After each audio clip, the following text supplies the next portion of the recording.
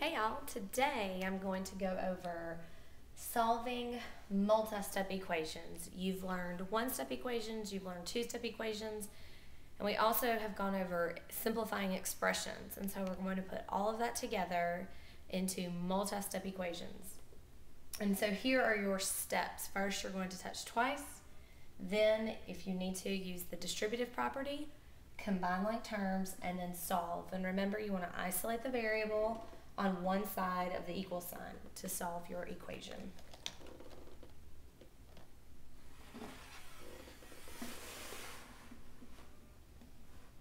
All right, so example 1. 2 times 5x minus 3 equals 14. So I have rewritten the equation, and step 1 is to touch twice. I do have a minus in my parentheses, so I'm going to touch that twice right there. First step, very simple. Next step is the distributive property. I want to distribute my 2 to the 5x, so 2 times 5x is 10x, and that's where I get my 10x from. 2 times negative 3 is negative 6, so 10x plus negative 6 equals 14. So there is my distributive property. Next, I do not have any combined like terms, so as you can see, I've noted that there is no combining like terms in this problem, so I go straight into my solving step. So to undo the addition first, I'm going to undo the plus negative 6 with minus negative 6. And whatever you do to the left, you have to do to the right because it's the subtraction property of equality.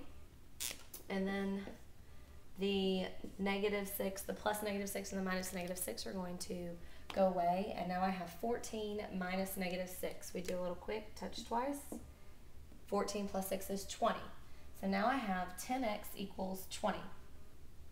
To undo multiplication, we're going to divide both sides by 10.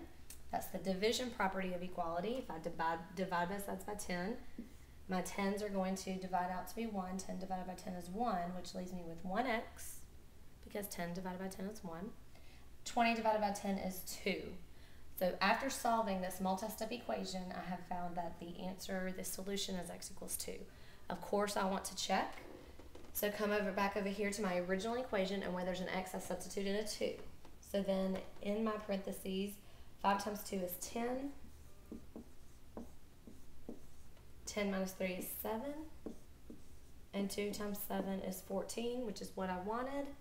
So it checks out.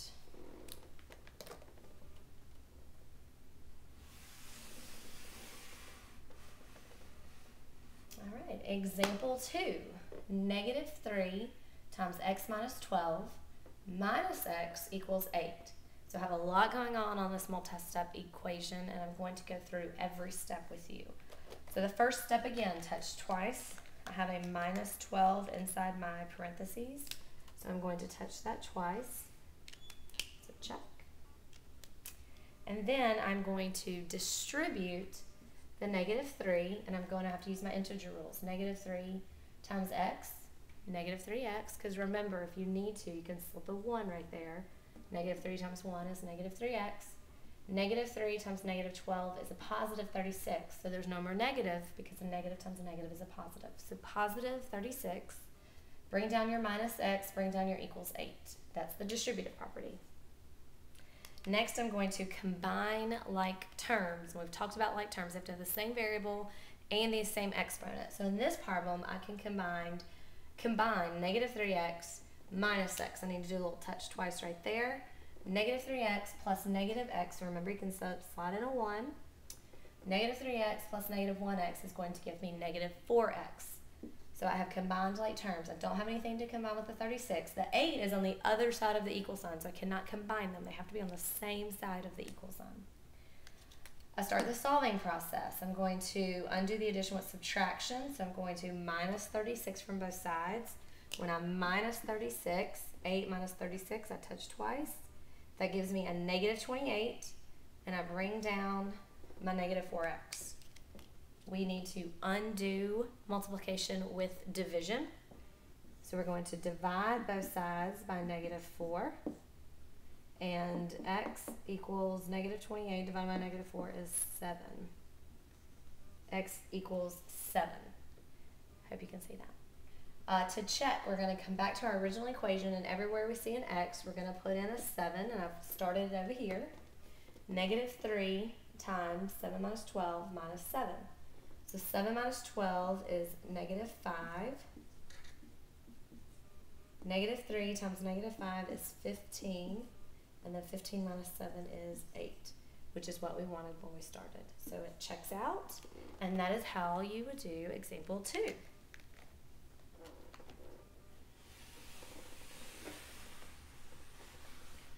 So you try this one on your own. I'm going to read you the problem, and then I want you to pause. I want you to work it out. If you need to, look at the examples 1 and 2 that I've already gone over, and then resume the video when you are ready to hear my explanation. Negative 6 times, in parentheses, m minus 6 minus 20 equals 4. So once you've written the equation down, pause it, see how far you can get on your own, and then resume the video when you're ready to hear the explanation. All right, I'm going to touch twice right there. You can also touch twice right here if you see it. Then I'm going to distribute negative 3m plus 18 plus negative 20 equals 4. I'm going to combine like terms. Now there's only this m, I cannot combine it, but I can combine the 18 and the negative 20. When I combine the 18 and the negative 20, I have given a negative 2. Bring down everything else.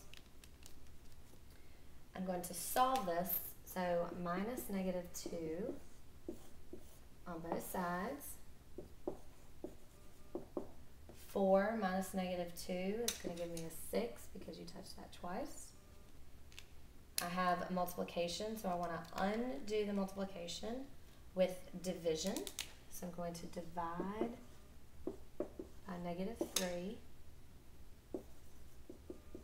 And in this solution I have m equals negative 2.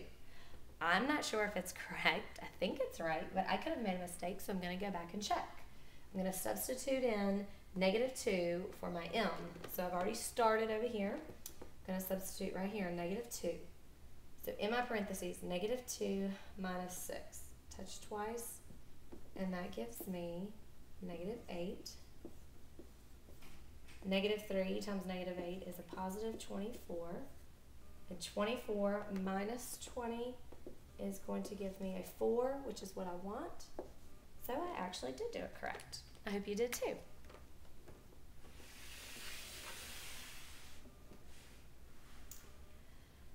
So now we're moving into this point of what I think these are very, very fun problems, and you've seen them before, but maybe no one's ever told you what the real topic is. But these are called consecutive integer problems. Consecutive meaning in a row, like one after the other. And integers are whole numbers, positive and negative. So consecutive integer numbers mean finding numbers that are in a row. For example, the sum of 3 consecutive integers is 96. Find the integers. The sum means the answer when you add. So we're talking about when we add up numbers, the sum of 3 consecutive integers. So 3 consecutive integers could be 1, 2, and 3, 5, 6, and 7, 100, 101, 102. Those are consecutive integers. That just means 3 in a row. So we need to find 3 numbers in a row that when you add those numbers together, they equal 96. Have to be 3 different numbers. You can't have the same number over again because then they're not consecutive. That's the same integer over again. So it has to be 3 different numbers and they have to be consecutive. So I'm going to show you first how to solve this type of problem. Let x be the very first number in the series. So let's just say x is the first number, and let's just pretend the first number is 5. What's the very next number after 5? Right, 6. So then the second number would be 5 plus 1. And then after 6 comes 7. And so 7 would be written as 5 plus 2. So you have to use that and bring it into mathematics and say, all right, if the first number is x, then the second number is going to be x plus 1. And if x plus 1 is the second number, then the third number is going to be x plus 2. Now this problem only wants 3, but what if I asked you for 4? Then the fourth number would be x plus 3, and so forth. And so this is the pattern that we use to set this up. X plus 1, and x plus 2. Now we want the sum, so we're going to add these together. Over here, I have an x plus an x plus an x. So how many x's do I have? 3 x's. And I don't have any numbers right here. Right here I have a 1, and right here I have 2. So what is 1 plus 2? That is 3. And I want to equal, what is my total? My total is 96. So let me go back over how I got that equation one more time. I started with, let x be the first number, x plus 1 is the second number, and x plus 2 is the third number. Those are my 3 consecutive integers, because if I'm adding 1, adding 2, then we're going in order. I added up all my x's, x, x, x, and I got 3 x's. And then I added up 1 plus 2, and that's where my 3 came from. And this all equals 96, because that was in my problem. So now let's solve our equation. 3x plus 3 equals 96. We use the solving. This is a 2-step equation, which you've already know how to solve 2-step equations. We subtract 3 on both sides.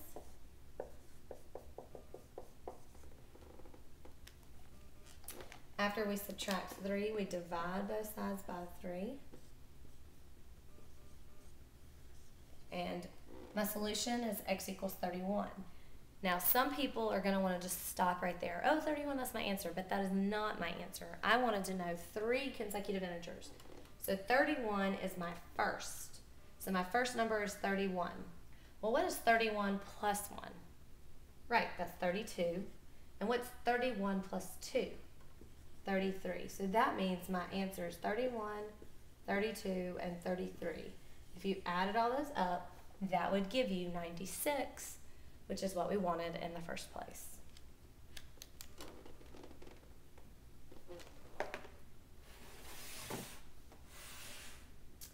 So I want you to try these on your own. You try. Number 5, find 4 consecutive integers whose sum is 358.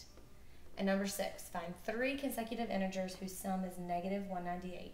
I want you to write these down in your spiral, and I want you to try these by setting up the equation just like I showed you on the last problem, using x, x plus 1, x plus 2, and however much you need.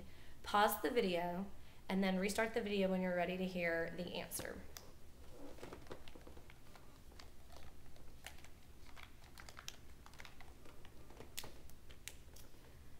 So for this one, we want 4 consecutive integers whose sum is 358. So x, x plus 1, x plus 2, x plus 3, because we want 4. 1, 2, 3, 4. Our equation is 1, 2, 3, 4 x's plus 1 plus 2 plus 3 is 6, and that's going to equal 358. Then we are going to take away 6 from both sides. 4x is equal to 352. We need to divide both sides by 4. I don't know that off the top of my head, so I'm going to come over here and I'm going to divide. 4 into 35 is 8 times 88. So that means my first number is 88. My second number is 89. My third number is 90, and my fourth number is 91. To check that, I could add up all these numbers, and I would get 358. So 88, 89, 90, and 91. Now number 6, find 3 consecutive integers whose sum is negative 198 is a little trickier, and I'm actually going to leave that one blank for you. And we are going to talk about that tomorrow in class. So make sure you work it. Make sure you check your answers. These are really easy to check. You just add up these 3 numbers, and when you add up these 3 numbers, make sure they equal negative 198, and then you know if you've gotten it correct.